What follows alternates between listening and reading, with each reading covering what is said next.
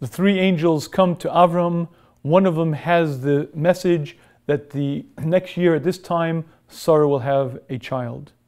The pasuk tells us that Sarah began laughing inside. The Seforno, one of the commentaries, explains why Sarah laughed. Sarah viewed these three men as great men, maybe even prophets. But she understood that what she needed was much more than what a mortal man could give her. She needed resurrection of the dead. She was an old woman. For an old woman to now have a child was such a miracle that a prophet can't accomplish it. It's something that only two forces in the world can accomplish. Either Hashem's direct intervention or a prayer that finds favor in Hashem's eyes. She looked at these men as maybe great men, maybe prophets, maybe as great as Elisha. But they weren't great enough to accomplish what she needed. She needed a miracle of even greater proportions. Therefore she left because she assumed they could not do it. And this Seforno teaches us an interesting concept. Elisha was a prophet. If you remember the story, there was a woman who was a very righteous woman, and she found herself without any means of sustenance.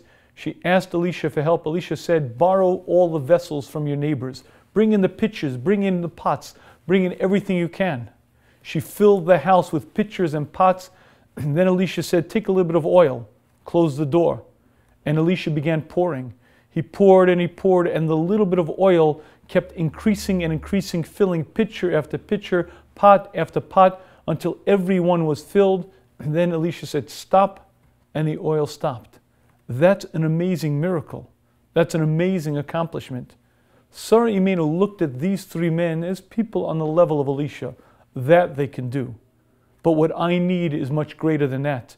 I need something that's the equivalent of resurrecting the dead. For an old woman to now become young, to now be able to have a child, is well beyond the ability of a prophet.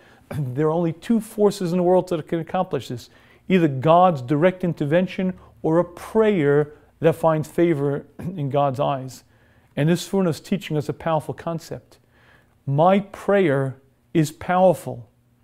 A prayer that finds favor in God's eyes can be more powerful than even a prophet, greater than Elisha. You don't need to go to find the holy man. You don't have to find some great hidden tzaddik. You open your heart, you turn to God, and you say the words, help. And that prayer can be so powerful, and that prayer can move mountains. Sarah said the words. They can't do it because she looked at them as regular mortal men. The only thing that could accomplish what she needed was a prayer that finds favor in Hashem's eyes. And this Seforno is very illustrative of the power of prayer, the effect of our words, of turning to Hashem in honest entreat and asking for help.